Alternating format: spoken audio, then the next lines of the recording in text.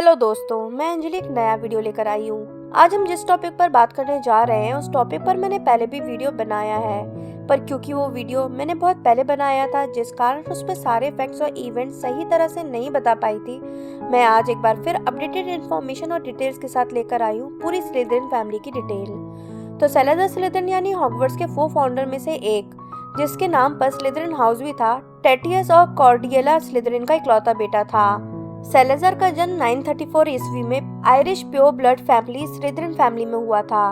उसकी एक बहन भी थी, एलियाना स्लिदरिन। सैलाज़र को विरासत में 3 बेहतरीन स्किल्स मिले थे: पासल टंग यानी सांपों से बात करने की एबिलिटी, लेजिमिनेंसी यानी किसी के दिमाग को पढ़ने की एबिलिटी, और ट्रैकिंग स्किल्स यानी किसी का भी पीछा करने और उसको ढूंढ लेने की स्किल्स। ये स्किल्स उसे अपने long lost ancestor Herpo the foul से मिली थी, जो कि बेसिलिस्क का ओरिजिनल ब्रीडर था और जिसने पहला हॉर्क्रक्स भी सक्सेसफुली बनाया था। बचपन से ही सैलाज़र सांपों से बात कर सकता था और उन्हें कंट्रोल कर सकता था। उन जमानों में जादूगरों के स्कूल नहीं हुआ करते थे, इसलिए सैलाज़र की सारी पढ़ाई होम स्कूलिंग से हुई, और क्योंकि उसके पेरेंट्स डार्क आर्ट्स में एक्सपर्ट थे, इसलिए सैलाज़र का भी इंटरेस्ट और एक्सपर्टीज डार्क आर्ट्स में थी, पर साथ ही वो पोशन मेकिंग में भी बहुत अच्छा था। जब सैलाज़र काफी छोटा था, muggle wizard and witch hunters wizard और विचेस को ढूंढकर मार डाला करते थे, और उन्होंने ही सैलाज़र के पेरेंट्स को भी मार दिया था, और अपनी बहन के साथ सैलाज़र अकेले रह गया था और बहन की देखभाल करने लगा था, जबकि वो खुद एक टीनेजर था। जब सैलाज़र 24 साल का हुआ तो एलियाना और उसके न्यू बॉर्न चाइल्ड को भी मगल्स ने मार डाला, जिस कारण सैलाज़र को मगल से नफरत हो गई। अकेले रह जाने के कारण सैलाज़र सब कुछ छोड़कर आयरलैंड से इंग्लैंड चला गया और जंगल में रहकर वो सांपों से बात करता था और उन पर एक्सपेरिमेंट्स करता था। उसी दौरान उसने बेसिलिस्क की सक्सेसफुली ब्रीडिंग भी की, जो उसने अपने पेरेंट्स से सीखी थी। उसने बेसिलिस्क के हॉर्न और स्नेक वुड की लकड़ी से अपनी खुद की वॉन्ड भी बनाई, जिसे उसने स्पेशल एबिलिटी सिखाई, और वो थी पासल टंग में स्लीप कमांड, यानी अगर वॉन्ड को स्लीप मोड में डाल दिया जाए तो कोई भी उसकी वॉन्ड को यूज नहीं कर सकता था जब तक कि वो खुद पासल टंग में उसे वापस एक्टिवेट ना कर दे। इसके अलावा उसके पास एक गॉब्लिन मेड लॉकेट था जो उसे उसकी माँ से मिला था, जिसे वो हमेशा पहनकर रखा करती थी, और माना जाता कि ये लॉकेट बहुत ही पावरफुल था। ऐसे ही जंगल में रहकर कई साल गुजर गए, पर एक दिन एक नाइट और बेहतरीन प्योर ब्लड विजर्ड गॉड्रिक ग्रिफिंडोर से उनकी मुलाकात हुई और दोनों में बहुत ही जल्दी दोस्ती हो गई। कुछ दिन बाद ही उनकी दोस्ती बहुत ही इंटेलिजेंट और स्किल्ड विच रोवेना रेवेनक्लॉ से हुई, और उनकी सहेली हेल्गा हफलपफ, जो कि बहुत काइंड और स्ट्रॉन्ग विच थी, उससे भी, और चारों में बहुत ही गहरी दोस्ती हो गई। उन चारों ने डिसाइड किया कि वो अपने रेयर स्किल्स और नॉलेज का यूज करके आने वाली जनरेशन को प्रॉपर मैजिक सिखाएं और उसे कंट्रोल करना भी, और इसके लिए उन सब ने डिसाइड किया कि वो एक स्कूल बनाएंगे, और ये स्कूल था हॉगवर्ट्स। इसकी सारी डिटेल हमने हिस्ट्री ऑफ हॉगवर्ट्स वीडियो में देख ली है। तो चारों दोस्तों ने हॉगवर्ट्स बनाने के बाद उसमें पढ़ाना शुरू किया। पोशंस में एक्सपर्ट होने के कारण सैलाज़र पोशन पढ़ाते थे, और उन्होंने अपनी क्लास काली झील के नीचे बेसमेंट में बनाई, जिसके पास ही स्लिदरिन हाउस की डॉर्मेट्री भी बनवाई थी। स्लिदरिन ने हाउस की डॉर्मेट्री, उनके अपने रूम और पोशन की क्लास के बीच में गहराई में एक बड़ा चैम्बर बनवाया, जिसे चैम्बर ऑफ सीक्रेट्स कहा जाता है, जहां वो सिलेक्टेड स्टूडेंट्स को डार्क आर्ट सिखाते थे, जिसकी खबर बाकी के तीनों फाउंडर्स को नहीं थी। स्लिदरिन के पास्ट एक्सपीरियंस के कारण उसे अब भी मगल से नफरत थी। इस कारण वो मगल बॉर्न बच्चों को जादू सीखने लायक नहीं समझता था और उन्हें हॉगवर्ट्स में एडमिशन भी नहीं देना चाहता था, पर क्योंकि बाकी के 3 फाउंडर्स ऐसा नहीं सोचते थे, इसलिए आखिर एक दिन स्लिदरिन और ग्रिफिंडोर के बीच बहस हो गई, जो ड्यूलिंग में बदल गई, और ग्रिफिंडोर से हार जाने के कारण स्लिदरिन स्कूल से चला गया। पर जाने से पहले वो चैम्बर में अपने बेसिलिस्क को छोड़ गया और दरवाजे को सीज कर दिया कि इन फ्यूचर उसका कोई डिसेंडेंट आकर उस चैम्बर को खोलेगा और उन सभी मगल बॉर्न बच्चों को मार देगा, जिनके कारण न सिर्फ उसने अपना परिवार, अपनी बहन और उसका बच्चा खोया, बल्कि उसे अपने स्कूल से भी जाना पड़ रहा है। उसने ये सारी बातें एक चिट्ठी में लिखी और उसे चैम्बर में ही छोड़ गया। स्लिदरिन वहां से वापस आयरलैंड चला गया और वहां उसने एक विच से शादी की और उसे एक बच्चा हुआ, पर उसने सभी को हॉगवर्ट्स से दूर रखा। स्लिदरिन अब ये मानने लगा था कि दोस्ती प्यार कुछ भी नहीं होता, सिर्फ ताकत ही सब कुछ होती है। वो खुद हेट्रेड में जिया और उसने अपने बच्चे को भी यही सिखाया, और फिर जब वो बूढ़ा हो गया और उसके बेटे को आगे जाकर एक बेटी हुई, उसने अपना लॉकेट उसे दे दिया और यहाँ ही स्लिदरिन सरनेम खत्म हो गया। पर उस परिवार की लड़कियों में भी पासल टंग, लेजिमिनेंसी और ट्रैकिंग एबिलिटी रही, और तकरीबन 128 साल बाद पेवरल फैमिली में 3 लड़के पैदा हुए, एंटियोच, इग्नोटस और कैडमस। ये वही तीनों भाई हैं जिनकी टेल ऑफ 3 ब्रदर्स स्टोरी हमने मूवी में देखी थी। तो एंटियोच सबसे बड़ा भाई था, जिसे एल्डर वॉन्ड मिली थी, पर उसने शादी नहीं की, इसलिए उसके कोई बच्चे नहीं हुए। दूसरा भाई इग्नोटस पेवरल था, जिसे इनविजिबिलिटी क्लोक मिला था, वो अपने बेटे को इनविजिबिलिटी क्लोक देने के बाद मर गया। उसके बेटे को एक लड़की पैदा हुई योलांथ पेवरेल नाम की, जिसने हार्डविन पॉटर से शादी की थी, जो हैरी पॉटर के ग्रेट ग्रेट ग्रेट पेरेंट्स थे, जिसकी डिटेल हमने हैरी पॉटर फैमिली की हिस्ट्री वाली वीडियो में जान ली थी। जबकि कैडमस, जिसे रिजरेक्शन स्टोन मिला था और उसने अपनी फियांसे को उससे वापस बुलाया था, और क्योंकि वो इस दुनिया की अब नहीं थी, इसलिए उसकी दुनिया में जाने के लिए कैडमस ने सुसाइड कर लिया था। उसके फियांस के मरने के पहले कैडमस को उससे एक बेटा हुआ था, जिसे रिजरेक्शन स्टोन विरासत में मिल गया था, और उस लड़के ने स्लिथरिन परिवार की एक लड़की से शादी कर ली थी। पर फिर उसे एक लड़की हुई जिसने गॉन्ड फैमिली के एक लड़के से शादी कर ली थी, जिस कारण यहाँ आते आते पेवरेल और स्लिथरिन दोनों ही सरनेम जा चुके थे। इसलिए उस तरफ पॉटर और इस तरफ गॉन्ड फैमिली का नाम आगे बढ़ने लगा। पर इसमें अब भी स्लिथरिन के स्किल्स और हेरिडिटरी कंटिन्यू रही, पासलटंग, लेजिमिनेंसी और ट्रैकिंग, और साथ ही स्लिथरिन का लॉकेट और अब पेवरेल फैमिली का रिजरेक्शन स्टोन भी था। उस लड़की को गॉन्ड फैमिली के लड़के से शादी करके 2 लड़के हुए, जिसमें से एक था कॉर्निवस गॉन्ड। कॉर्निवस और उसका भाई दोनों हॉगवर्ट्स गए और स्लिथरिन हाउस में थे। कॉर्निवस के भाई ने स्कूल के बाद शादी की और उसे 2 लड़कियां पैदा हुई, गोमेलिथ गॉन्ट और रेयोनाच गॉन्ट। दोनों ही पासलटंग थी, पर एक दूसरे से बिल्कुल अलग। रेयोनाच अपने स्लिथरिन खून के कारण मगल से नफरत करने वाली, डार्क आर्ट्स को पसंद करने वाली विच थी, जबकि रेयोनाच काइंड हार्टेड थी और उसमें बाकी परिवार की तरह प्योर ब्लड सुप्रीमेसी भी नहीं थी। 1603 में उसने विलियम सायर नाम के प्योर ब्लड विज़र्ड से शादी की थी, जो मॉरिगन फैमिली का डिसेंडेंट फैमिली था। ये वही मॉरिगन फैमिली है जिससे मेलफॉय फैमिली भी डिसेंड हुई थी। उन्हें इसोल्ट सायर नाम की प्यारी सी लड़की हुई। वो सभी इल्वरमोर्नी कॉटेज, कैरी आइलैंड में रहने लगे थे। उन्हें अपने मगल नेबर्स भी बहुत पसंद थे और वो मैजिक से ह्यूमन और जानवरों को इलाज करते थे। पर गोमेलिथ को ये बात पसंद नहीं थी, और जब इसोल्ट 5 साल की थी, गोमेलिथ ने उनके घर में आग लगा दी, जिसमें विलियम और रेयोनाच मारे गए, और ये दिखाते हुए कि उसने इसोल्ट को बचाया है, वो उसे अपने साथ ले गई और कई सालों तक उसने उसे अपने यहाँ कैद रखा। वो उसे डार्क आर्ट सिखाती थी, प्योर ब्लड सुप्रीमेसी सिखाती थी। उसने उसे हॉगवर्ट्स भी नहीं जाने दिया, जहाँ से उसके पास लेटर आया था।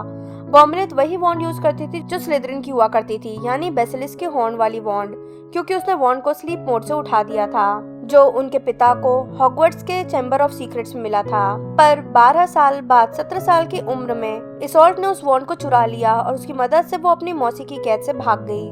उसने बस एक और चीज वहां से चुराई थी, और वो थी एक ब्रोच, जो कि उसकी माँ का था। अपनी मौसी के गजब की ट्रैकिंग एबिलिटी के कारण इसोल्ट आयरलैंड से इंग्लैंड आ गई। उसने अपने बाल काट लिए, नाम बदलकर इलियास स्टोरी रख लिया, उसी तरह जैसे वोल्डेमॉर्ट ने बदला था लेटिस को शफल करके, और लड़के का रूप लेकर वो मे फ्लावर शिप में चली गई। जो नहीं जानते मैं बता दूं कि Mayflower ship real world event की वो शिप है जो इंग्लिश फैमिली को यूरोप से न्यू वर्ल्ड यानी अमेरिका ट्रांसपोर्ट करती थी। ये बेसिकली वो लोग थे जो प्रोटेस्टेंट नाम से आज के टाइम में जाने जाते हैं, जो रोमन कैथोलिक चर्च के रूल्स को नहीं मानते थे। उन्हें उस टाइम प्यूरिटन्स के नाम से जाना जाता था। तो वो सभी न्यू वर्ल्ड यानी अमेरिका की तरफ में फ्लावर शिप से निकल गए, जिसमें 102 पैसेंजर्स थे और 30 स्टाफ्स भी। पर 2 मंथ बाद स्ट्रॉन्ग स्टॉर्म्स के कारण शिप पानी में फंस गई। शिप में अब खाना बहुत कम बचा था और तूफान से सारे बेड्स गीले हो गए थे, जिसके कारण बीमारी फैल गई थी, जिसने सबको चपेट में लेना शुरू कर दिया था। यहाँ तक कि कई बच्चों और औरतें मरना भी शुरू हो गए थे। तूफान थमने के बाद सब बचते हुए अमेरिका पहुंचे।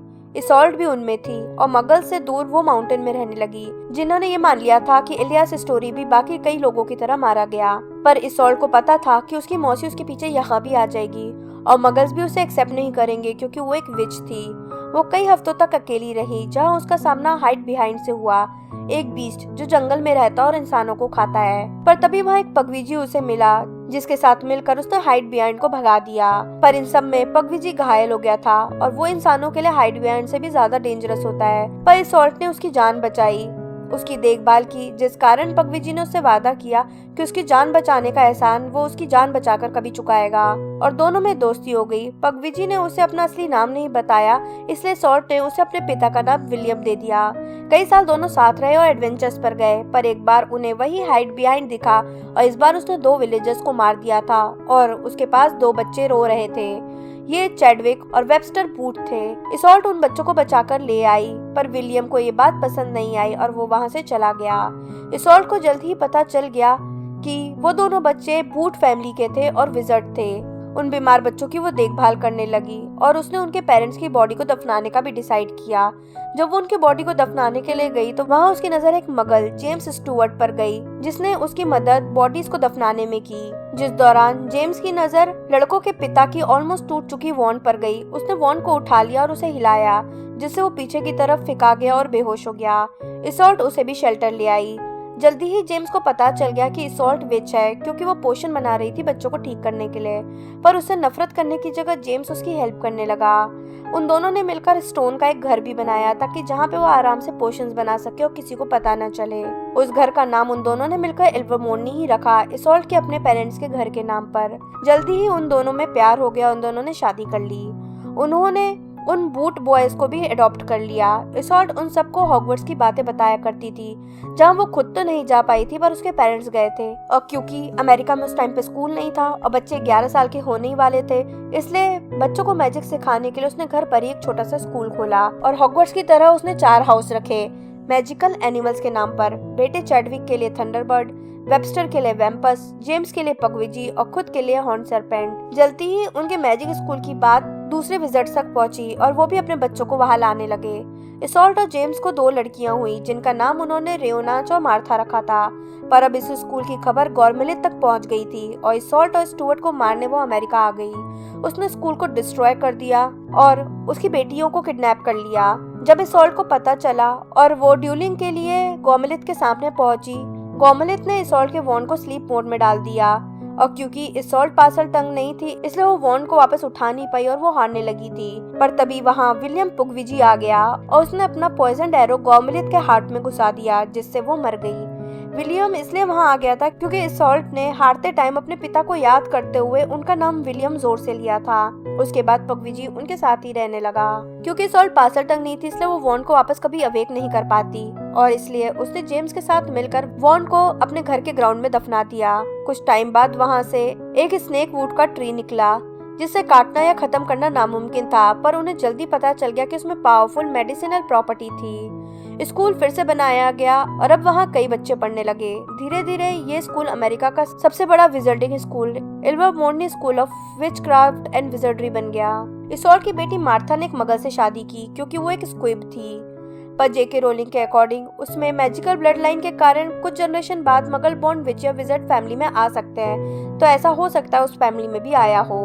ये तो बात हुई कॉर्निवस के भाई की फैमिली की। अब कॉर्निवस की बात करें तो उसमें भी दोनों स्किल्स थी, जिस कारण जब वो हॉगवर्ट्स गया तो वो भी अपने भाई की तरह स्लिदरिन हाउस में ही गया था और उसी ने सबसे पहले चैम्बर ऑफ सीक्रेट्स का पता लगाया था, जहाँ से उन्हें वॉन्ड मिली थी। स्लिदरिन फैमिली से कनेक्शन के कारण उसे पहले से ही चैम्बर के बारे में पता था और जब स्कूल में प्लम्बिंग सिस्टम इंस्टॉल हो रहा उसने ही चैम्बर का रास्ता बाथरूम के सिंक के पीछे छिपाया था।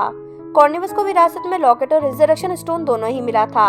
स्कूल के बाद कॉर्निवस ने स्टोन को एक रिंग में जड़वा दिया, जिसे वो पहन कर रखता था। उसने एक अननोन विच से शादी की और उसे मोवोलो नाम का बेटा हुआ, जिसे उसने दोनों चीजें दे दी। मोवोलो ने अपनी ही कजन से शादी की ताकि परिवार शुद्ध खूनी रहे और उसे 2 बच्चे हुए, मॉर्फिन और मेरोपी।